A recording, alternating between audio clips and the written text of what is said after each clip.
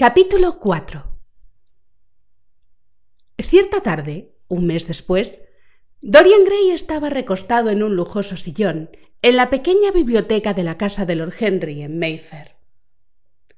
Se trataba en su estilo de una habitación muy agradable, con alto revestimiento de madera de roble color oliva, friso de color crema, techo de escayola y alfombra de fieltro color ladrillo, sobre la que se habían extendido otras alfombras persas de seda más pequeñas con largos flecos. En una diminuta mesa de madera de satín había una estatuilla obra de Clodion, y junto a ella un ejemplar de Les Scènes Nouvelles, encuadernado para Margarita de Valois por Clovisev y adornado con las margaritas que la reina había elegido como emblema. Algunos grandes jarrones de porcelana azul con tulipanes de colores abigarrados ocupaban la repisa de la chimenea, y a través de los emplomados rectángulos de cristal de la ventana se derramaba la luz de color albaricoque de un día de verano en Londres. Lord Henry no había vuelto aún. Siempre se retrasaba por principio, ya que en su opinión la puntualidad es el ladrón del tiempo. De manera que el muchacho parecía bastante enfurruñado, mientras con una mano distraída pasaba las páginas de una edición de Manuel Lescaut, suntuosamente ilustrada, que había encontrado en una de las estanterías. El solemne y monótono tic-tac del reloj Luis XIV le molestaba. Una o dos veces pensó en marcharse. Finalmente oyó pasos fuera y se abrió la puerta. —¡Qué tarde llegas, Harry! —murmuró. —Me temo que no se trata de Harry, señor Gray —respondió una voz muy aguda. Dorian se volvió rápidamente poniéndose en pie. —Le ruego me disculpe. Creyó usted que era mi marido. Solo soy su mujer. Permítame que me presente. A usted le conozco bien por sus fotografías. Me parece que mi marido tiene 17. No, Lady Wotton, no 17. 18, entonces. Y los vi juntos la otra noche en la ópera. Rió con nerviosismo mientras hablaba, contemplándolo con sus ojos azules, un poco vagos de no me olvides.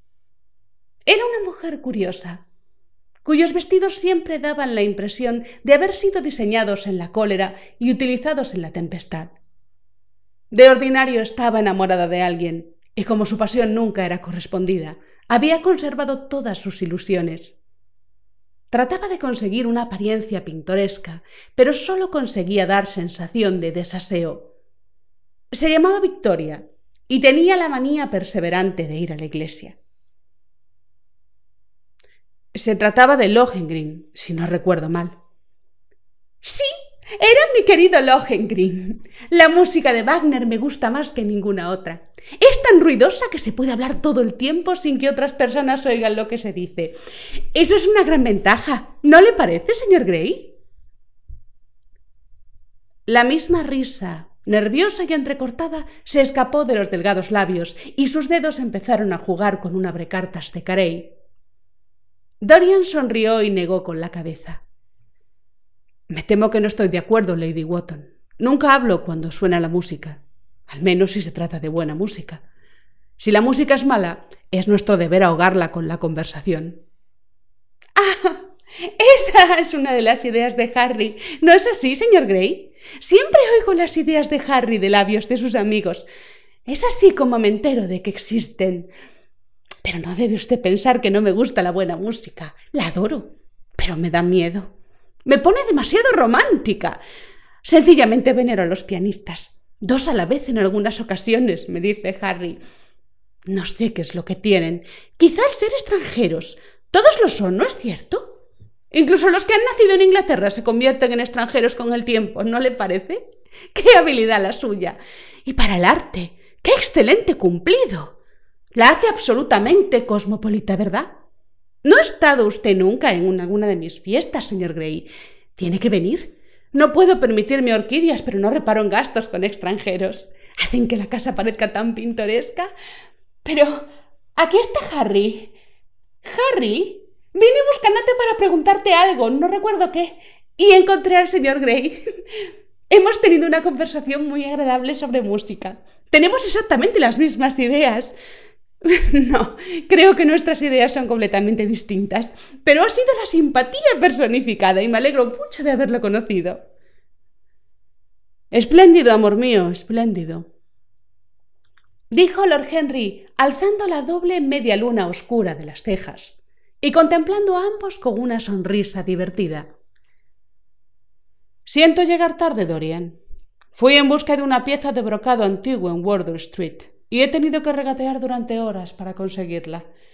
En los días que corren la gente sabe el precio de todo y el valor de nada. «Me temo que he de irme», exclamó Lady Wotton rompiendo un silencio embarazoso con su repentina risa sin sentido. «He prometido salir en coche con la duquesa. Hasta la vista, señor Grey. Hasta luego, Harry. Imagino que cenas fuera. Y yo también. Quizá te vea en casa de Lady Thornbury». «Imagino que sí, querida mía». Lord Henry cerró la puerta tras ella, cuando, con el aspecto de un ave del paraíso que se hubiera pasado toda la noche bajo la lluvia, salió revoloteando de la habitación, dejando un leve olor a tarta de almendras. Luego encendió un cigarrillo y se dejó caer en el sofá.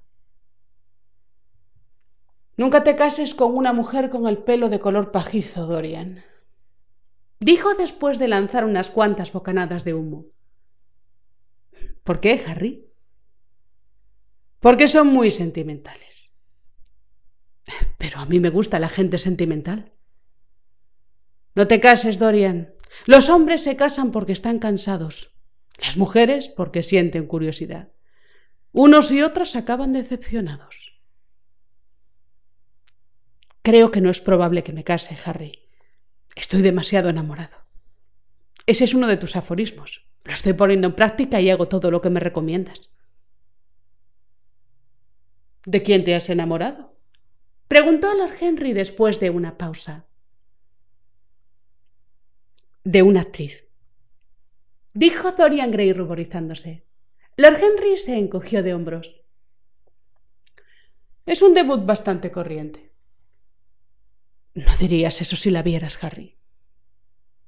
«¿Quién es?». «Se llama Sybil Vane». «Nunca he oído hablar de ella». «Nadie ha oído, pero todo el mundo oirá algún día. Es un genio». «Mi querido muchacho, ninguna mujer es un genio. Las mujeres son un sexo decorativo. Nunca tienen nada que decir, pero lo dicen encantadoramente. Representan el triunfo de la materia sobre la mente, de la misma manera que los hombres representan el triunfo de la mente sobre la moral». «¿Cómo puedes decir una cosa así, Harry?». «Mi querido Dorian, no es más que la verdad. Estoy analizando a las mujeres en el momento actual, de manera que debo saberlo. No es un tema tan abstruso como yo pensaba. Descubro que en último extremo solo hay dos clases de mujeres: las corrientes y las que se pintan. Las primeras son muy útiles. Si quieres conseguir una reputación de persona respetable, basta con invitarlas a cenar. Las otras mujeres son sumamente encantadoras, pero cometen un error. Se pintan con el fin de parecer jóvenes. Nuestras abuelas se pintaban para tratar de hablar con brillantez. Rouge y esprit solían ir juntos. Ahora eso se ha acabado. Siempre que una mujer pueda parecer 10 años más joven que sus hijas, estará perfectamente satisfecha. En cuanto a conversación, solo hay 5 mujeres en Londres con las que merece la pena hablar, y a 2 de ellas no las recibe la buena sociedad. De todos modos, háblame de tu genio. ¿Cuánto hace que la conoces? Harry, tus opiniones me aterran. No te preocupes por eso.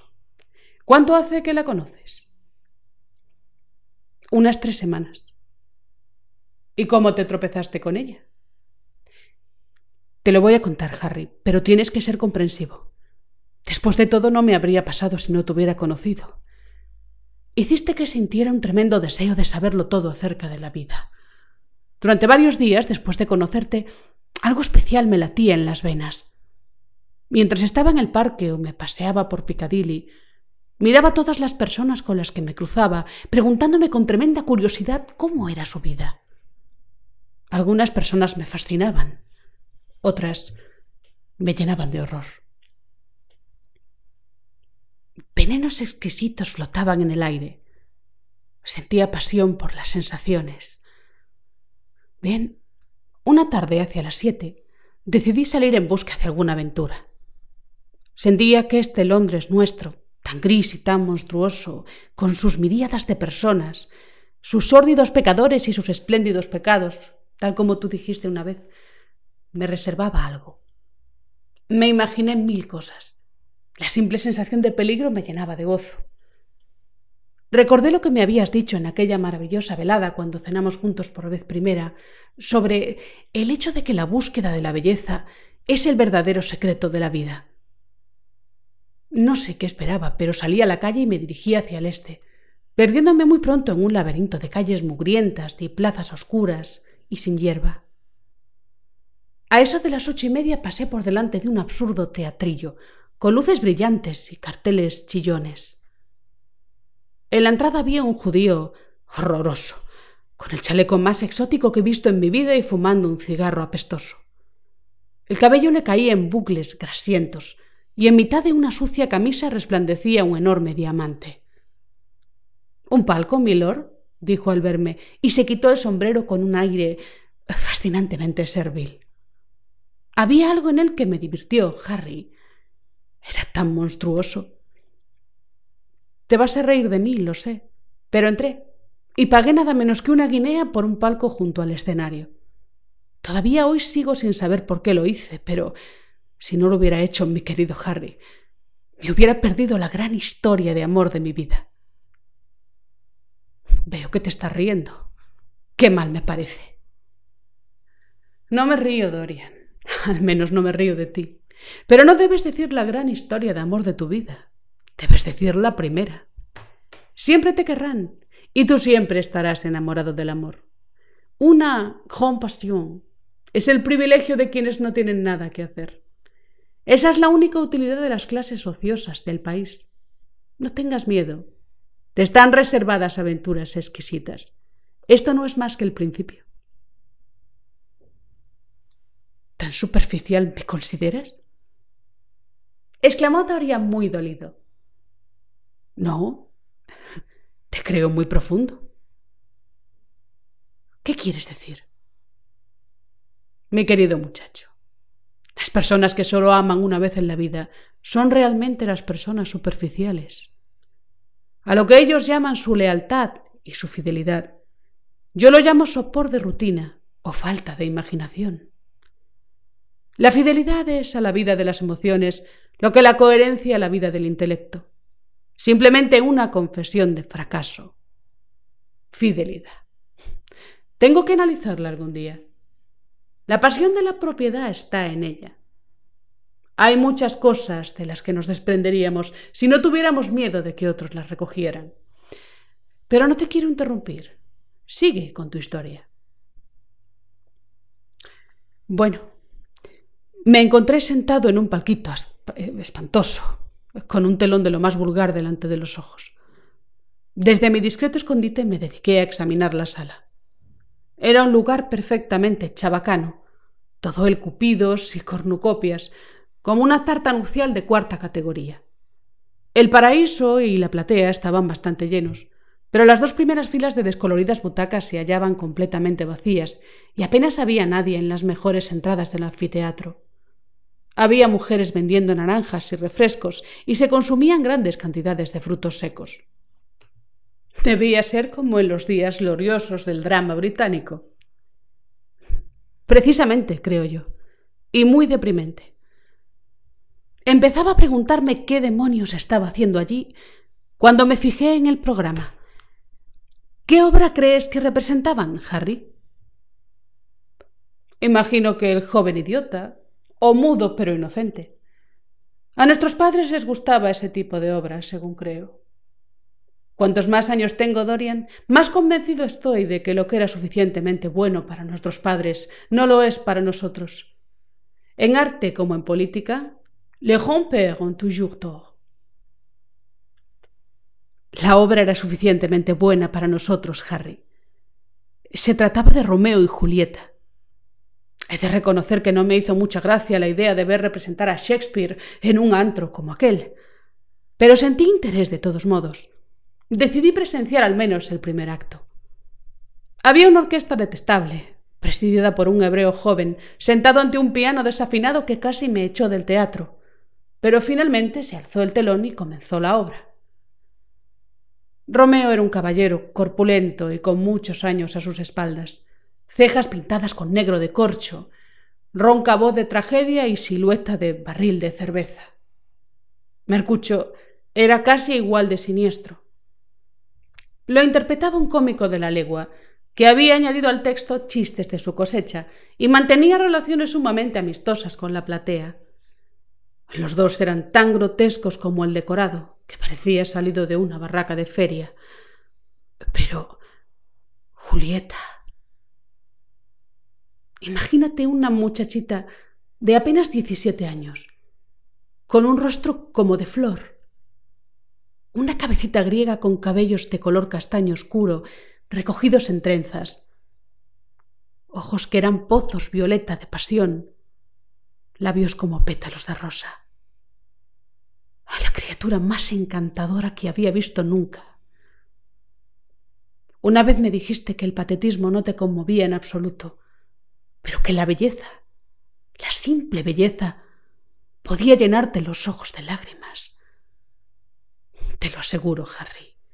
Apenas veía a esa muchacha porque siempre tenía los ojos nublados por las lágrimas. Y su voz. No he oído nunca una voz semejante. Solo un hilo al principio, con notas bajas y melodiosas que parecían caer una a una en el oído. Luego creció en volumen y sonaba como una flauta o un lejano oboe. En la escena del jardín tuvo todo el júbilo estremecido de los ruiseñores cuando cantan poco antes del amanecer. Hubo momentos más adelante en los que alcanzó la desenfrenada pasión de los violines. Sabes perfectamente cuánto puede afectarnos una voz. Tu voz y la de Sybil Vane son dos cosas que nunca olvidaré. Cuando cierro los ojos las oigo y cada una dice algo diferente. No sé a cuál seguir. ¿Por qué tendría que no amarla? La quiero, Harry. Para mí lo es todo. Voy a verla actuar día tras día. Una noche es Rosalinda y a la siguiente Imogen. La he visto morir en la penumbra de un sepulcro italiano, recogiendo el veneno de labios de su amante. La he contemplado atravesando el bosque de las Árdenas, disfrazada de muchacho, con calzas, jubón y un gorro delicioso. Ha sido la loca que se presenta ante un rey culpable, dándole ruda para llevar y hierbas amargas que gustar. Ha sido inocente, y las negras manos de los celos han aplastado su cuello de junco. La he visto en todas las épocas y con todos los trajes. A las mujeres ordinarias no hacen volar nuestra imaginación, están ancladas en su siglo. La fascinación nunca las transfigura. Se sabe lo que tienen en la cabeza con la misma facilidad que si se tratara del sombrero. Siempre se las encuentra, y no hay misterio en ninguna de ellas. Van a pasear al parque por la mañana y charlan por la tarde en reuniones donde toman el té. Tienen una sonrisa estereotipada y los modales del momento. Son transparentes. Pero una actriz. ¡Qué diferente es una actriz, Harry! ¿Por qué no me dijiste que la única cosa merecedora de amor es una actriz? Porque he querido a demasiadas, Dorian. Sí, claro. Gente horrible con el pelo teñido y el rostro pintado. No desprecies el pelo teñido y los rostros pintados. En ocasiones tienen un encanto extraordinario. Ahora quisiera no haberte contado nada sobre Sybil Vane. No hubieras podido evitarlo, Dorian. A lo largo de tu vida me contarás todo lo que hagas. Tienes razón, Harry. Creo que estás en lo cierto. No puedo dejar de contarte las cosas. Tienes una curiosa influencia sobre mí. Si alguna vez cometiera un delito, vendría a confesarlo. Tú lo entenderías. Personas como tú, los caprichosos rayos de sol de la vida, no delinquen. Pero de todos modos te quedo muy agradecido por ese cumplido. Y ahora dime, alcánzame las cerillas como un buen chico. Gracias. ¿Cuáles son tus relaciones actuales con Sybil Vane? Dorian Gray se puso en pie de un salto, las mejillas encendidas y los ojos echando fuego. Harry, Sybil Vane es sagrada. Solo las cosas sagradas merecen ser tocadas, Dorian. Pero, ¿por qué tienes que enfadarte? Supongo que será tuya algún día. Cuando se está enamorado empiezas por engañarte a ti mismo y acabas engañando a los demás. Eso es lo que el mundo llama una historia de amor.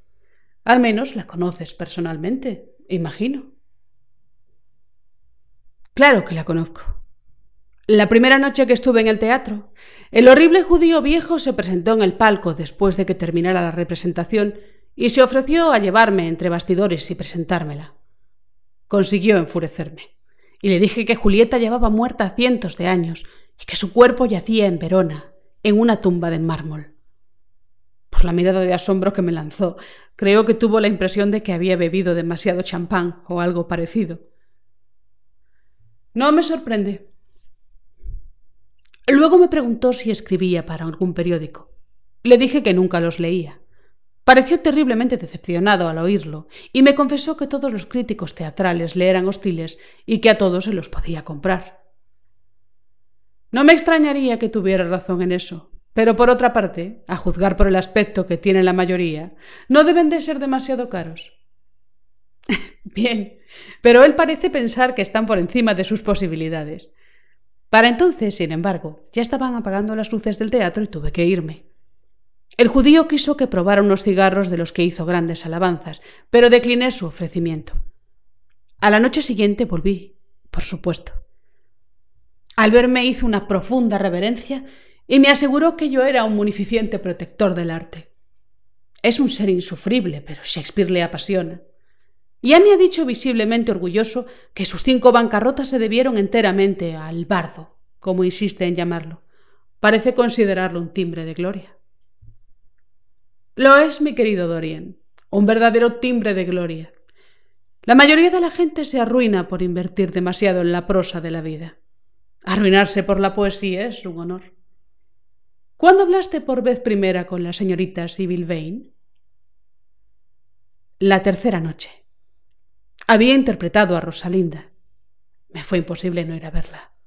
Le había lanzado unas flores y ella me miró. Al menos imaginé que lo había hecho. El viejo judío insistió. Estaba decidido a llevarme entre bastidores, de manera que acepté. Es curioso que no deseara conocerla, ¿no te parece?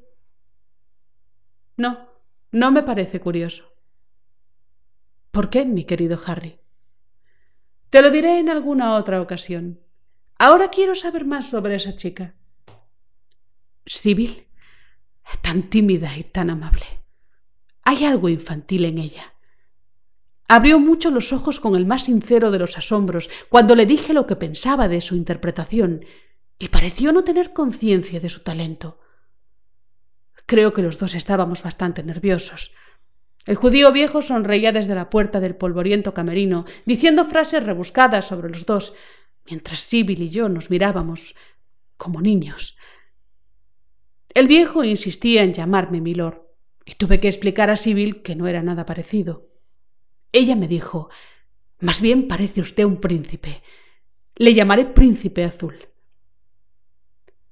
A fe mía, Dorian, la señorita Sybil sabe cómo hacer cumplidos. No la entiendes, Harry. Me veía solo como un personaje en una obra de teatro. No sabe nada de la vida. Vive con su madre, una mujer apagada y fatigada, que con una túnica más o menos carmesí interpretó la primera noche a la señora Capuleto, una mujer con aspecto de haber conocido días mejores. Conozco ese aspecto. Me deprime, murmuró Lord Henry examinando sus sortijas. El judío me quería contar su historia, pero le dije que no me interesaba. Tuviste toda la razón. Siempre hay algo infinitamente mezquino en las tragedias de los demás. Sibyl es lo único que me interesa. ¿Qué más me da de dónde haya salido? Desde la cabecita hasta los piececitos es absoluta y enteramente divina. Noche tras noche voy a verla actuar y cada noche lo hace mejor que la anterior. Imagino que esa es la razón de que ya nunca cenes conmigo. Pensaba, y estaba en lo cierto, que quizá tuvieras entre manos alguna curiosa historia de amor. Pero no se trata exactamente de lo que yo imaginaba. Mi querido Harry, tú y yo almorzamos o cenamos juntos todos los días, y he ido varias veces a la ópera contigo. Dijo Dorian abriendo mucho los ojos para manifestar su asombro. Siempre llegas terriblemente tarde. No puedo dejar de ver actuar a Sibyl. Aunque solo presencie el primer acto, siento necesidad de su presencia, y cuando pienso en el alma maravillosa escondida en ese cuerpecito de marfil, me lleno de asombro. Esta noche cenas conmigo, ¿no es cierto? Dorian Gray hizo un gesto negativo con la cabeza. Hoy hace de Imogen, y mañana por la noche será Julieta. ¿Cuándo es Sibyl Vane? Nunca. Te felicito. ¡Qué malvado eres! Sibyl es todas las grandes heroínas del mundo en una sola. Es más que una sola persona. Te ríes, pero yo te repito que es maravillosa. La quiero y he de hacer que me quiera. Tú, que conoces todos los secretos de la vida, dime cómo hechizar a Sibyl Vane para que me quiera. Deseo dar celos a Romeo. Quiero que todos los amantes muertos oigan nuestras risas y se entristezcan. Quiero que un soplo de nuestra pasión remueva su polvo, despierte sus cenizas y los haga sufrir. Cielos, Harry, ¡cómo la adoro! Iba de un lado a otro de la habitación mientras hablaba. Manchas rojas como de fiebre le encendían las mejillas. Estaba terriblemente exaltado. Lord Henry sentía un secreto placer contemplándolo. Qué diferente era ya del muchachito tímido y asustado que había conocido en el estudio de Basil Hallward. Había madurado, produciendo flores de fuego escarlata. Desde su secreto escondite, el alma se le había salido al mundo, y el deseo había acudido a reunirse con ella por el camino. ¿Y qué es lo que te propones hacer?, dijo finalmente Lord Henry. Quiero que Basil y tú vengáis conmigo alguna noche para verla actuar. No tengo el menor temor al resultado. Sin duda reconoceréis su genio. Luego hemos de arrancarla de las manos de ese viejo judío. Está atada a él por 3 años, al menos 2 años y 8 meses desde el momento presente. Tendré que pagarle algo, por supuesto. Cuando todo esté arreglado, la traeré a algún teatro del West End y la presentaré como es debido. Enloquecerá al mundo, como me ha enloquecido a mí. Eso es imposible, amigo mío. Lo hará. No solo hay en ella arte e instinto consumados, también tiene personalidad. Y tú me has dicho a menudo que son las personalidades, no los principios, los que mueven nuestra época. Bien, ¿qué noche iremos? Déjame ver. Hoy es martes. Quedemos para mañana. Mañana interpreta a Julieta. De acuerdo. En el Bristol a las 8. Y yo llevaré a Basil. A las 8 no, Harry, te lo ruego. A las 6:30. Hemos de estar allí antes de que se levante el telón. Has de verla en el primer acto cuando conoce a Romeo. 6:30. ¡Qué horas! Sería como tomar una merienda-cena o leer una novela inglesa. Tiene que ser a las 7. Ningún caballero cena antes de las 7. ¿He de ver a Basil de aquí a mañana o bastará con que le escriba? El bueno de Basil.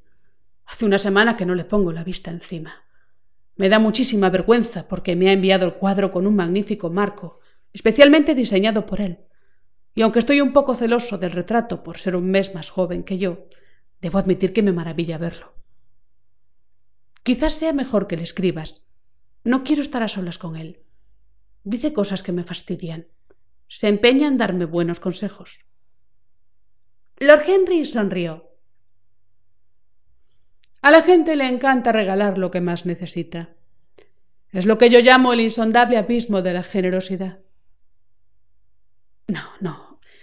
Basil es la mejor de las personas, pero un tanto prosaico. Lo he descubierto a raíz de conocerte, Harry.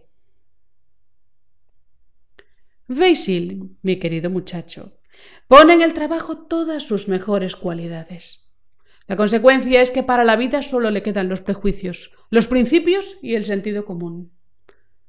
Los únicos artistas encantadores que conozco son malos artistas. Los buenos solo existen en lo que hacen y en consecuencia carecen por completo de interés como personas. Un gran poeta, un poeta verdaderamente grande, es la menos poética de todas las criaturas. Pero los poetas de poca monta son absolutamente fascinantes. Cuanto peores son sus rimas, más pintoresco es su aspecto. El simple hecho de haber publicado un libro de sonetos de segunda categoría hace a un hombre absolutamente irresistible. Vive la poesía que es incapaz de escribir. Los otros escriben la poesía que no se atreven a poner por obra. Me pregunto si realmente es así, Harry. Dijo Dorian Gray derramando sobre su pañuelo un poco de perfume de un gran frasco con tapón dorado que estaba sobre la mesa. Debe de ser si tú lo dices. Y ahora tengo que marcharme. Imogen me espera. No te olvides de mañana. Hasta la vista. Cuando Dorian Gray salió de la habitación, Lord Henry cerró los ojos y empezó a pensar. Ciertamente, pocas personas le habían interesado tanto como Dorian Gray, si bien la desmedida adoración del muchacho por otra persona no le producía la menor punzada de fastidio ni de celos. Le agradaba, por el contrario. Lo convertía en un objeto de estudio más interesante.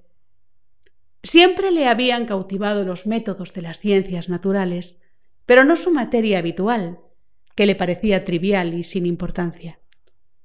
De manera que había empezado por hacer vivisección consigo mismo y había terminado haciéndola con otros. La vida humana era lo único que le parecía digno de investigar. Comparado con eso, no había nada que tuviera el menor valor. Aunque si se contemplaba la vida en su curioso crisol de dolor y placer, no era posible cubrir el propio rostro con una máscara de cristal, ni evitar que los vapores sulfúricos alterasen el cerebro y enturbiaran la imaginación con monstruosas fantasías y sueños deformes. Existían venenos tan sutiles que para conocer sus propiedades había que enfermar con ellos, y enfermedades tan extrañas que era necesario padecerlas para entender su naturaleza. Qué grande, sin embargo, la recompensa recibida. Qué cosa tan maravillosa llegaba a ser el mundo entero. Percibir la peculiar lógica inflexible de la pasión y la vida del intelecto emocionalmente coloreada. Observar dónde se encontraban y dónde se separaban, en qué punto funcionaban al unísono y en qué punto surgían las discordancias. ¡Qué gran placer el así obtenido! ¿Qué importancia tenía el precio? Nunca se pagaba demasiado por las sensaciones.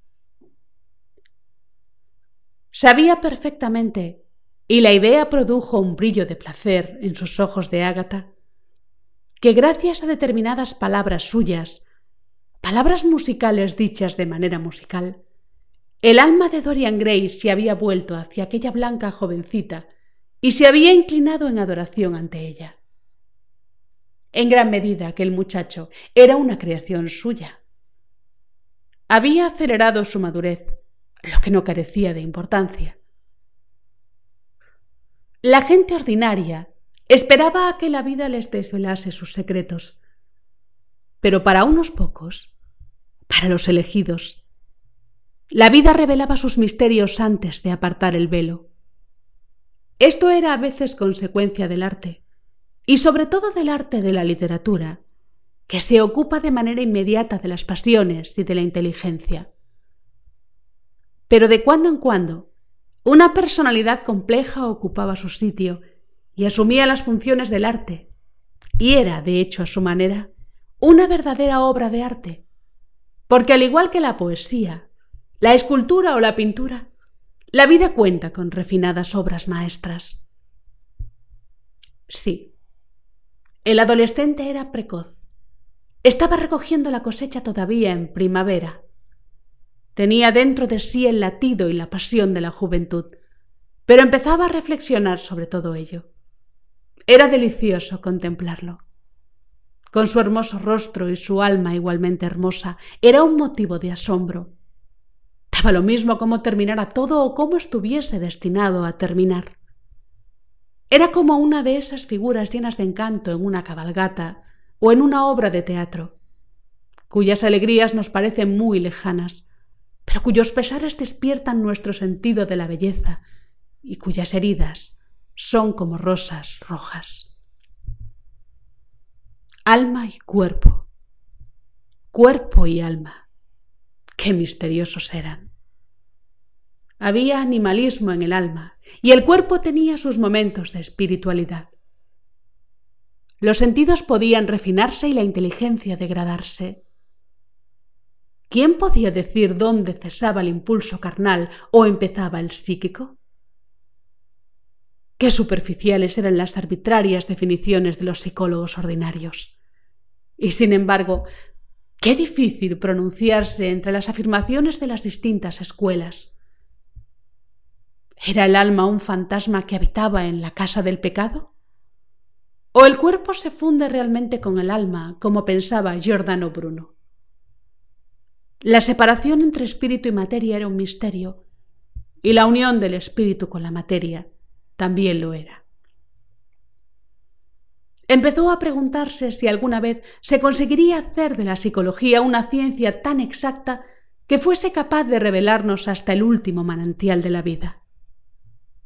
Mientras tanto, siempre nos equivocamos sobre nosotros mismos y raras veces entendemos a los demás.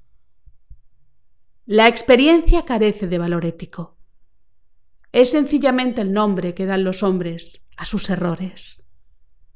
Por regla general, los moralistas la consideran una advertencia, reclaman para ella cierta eficacia ética en la formación del carácter. La alaban como algo que nos enseña qué camino hemos de seguir y qué abismos evitar. Pero la experiencia carece de fuerza determinante. Tiene tan poco de causa activa como la misma conciencia. Lo único que realmente demuestra es que nuestro futuro será igual a nuestro pasado y que el pecado que hemos cometido una vez y con amargura lo repetiremos muchas veces y con alegría. Consideraba evidente que el método experimental era el único que le llevaría al análisis científico de las pasiones. Dorian Gray, por su parte, era el sujeto soñado y parecía prometer abundantes y preciosos resultados. Su repentino e insensato amor por Sibyl Vane era un fenómeno psicológico de interés nada desdeñable. Sin duda, la curiosidad tenía mucho que ver con ello. La curiosidad y el deseo de nuevas experiencias. No se trataba, sin embargo, de una pasión simple, sino muy complicada. Lo que había en ella de instinto adolescente puramente sensual había sido transformado gracias a la actividad de la imaginación, transformado en algo que al muchacho mismo le parecía alejado de los sentidos y que era, por esa misma razón, mucho más peligroso. Las pasiones sobre cuyo origen uno se engaña son las que más tiranizan. Los motivos que mejor se conocen tienen mucha menos fuerza. ¿Cuántas veces sucedía que, al creer que se experimenta sobre otros, experimentamos en realidad sobre nosotros mismos? Un golpe en la puerta sacó a Lord Henry de aquella larga ensoñación. Su ayuda de cámara le recordó que tenía que vestirse para cenar. Se levantó y miró hacia la calle. El ocaso había deshecho en dorados escarlatas las ventanas altas de las casas de enfrente. Los cristales brillaban como láminas de metal al rojo vivo. Arriba, el cielo era como una rosa marchita. Lord Henry pensó en su amigo, en aquella vida coloreada por todos los fuegos de la juventud, y se preguntó cómo terminaría todo. Cuando regresó a su casa, a eso de las 12:30, vio un telegrama sobre la mesa del vestíbulo. Al abrirlo descubrió que era de Dorian Gray. Le anunciaba que se había prometido con la señorita Sibyl Vane.